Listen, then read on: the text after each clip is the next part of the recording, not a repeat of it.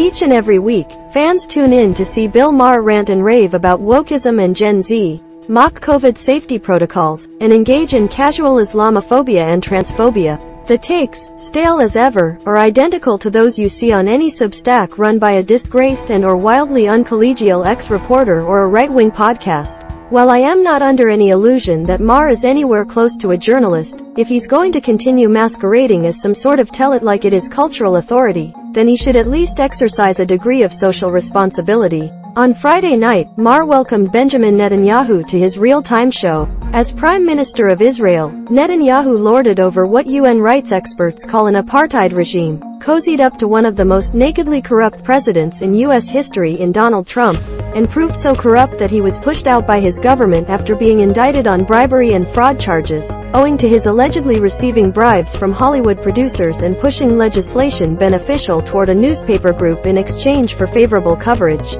So, did Maher ask Netanyahu about any of this? Instead, the comedian, who repeatedly referred to his guest as Bibi, beaming in from Tel Aviv, asked the opposition leader, will Israel retaliate? Over Kanye West's tweet that he plans to go DEFCON 3 on Jews, to which Netanyahu replied, Antisemitism is the longest hatred in history. It goes back thousands of years. We've dealt with bigger problems than these stupidities, but, you know, the communists blame the Jews for being capitalists, the capitalists blame the Jews for being communists. You have a problem, blame the Jews. It should not have any place in civilized discourse. That's the reason we established the Jewish state, so the Jewish people would have defense against these absurdities, and sometimes they're coupled with violence. We don't let that happen again. A visibly nervous Maher then went on to conflate American congresspeople's criticism of the state of Israel and its treatment of the Palestinian people with Kanye West's antisemitism, before asking Netanyahu, are you massacring Palestinians?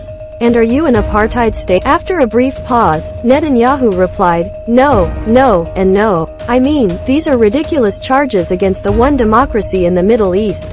The one democracy that upholds human rights, that defends freedom, and is America's best ally. So, I think these people should wake up to reality, but I think that's far too great a hope. It's not gonna happen. This is fake old news. It goes back thousands of years. We're not impressed by it. He subsequently urged the public to support the brave women of Iran instead of Palestinians. Then, Maher told Netanyahu that if 51% of Israel became Arab, then you would have to become an apartheid state, a bizarre claim, to say the least. It goes back thousands of years. We're not impressed by it. When asked about a two-state solution, Netanyahu said, the main problem with Israel and the Palestinians are not the settlements, it's the persistent Palestinian refusal to recognize the Jewish state in any boundary.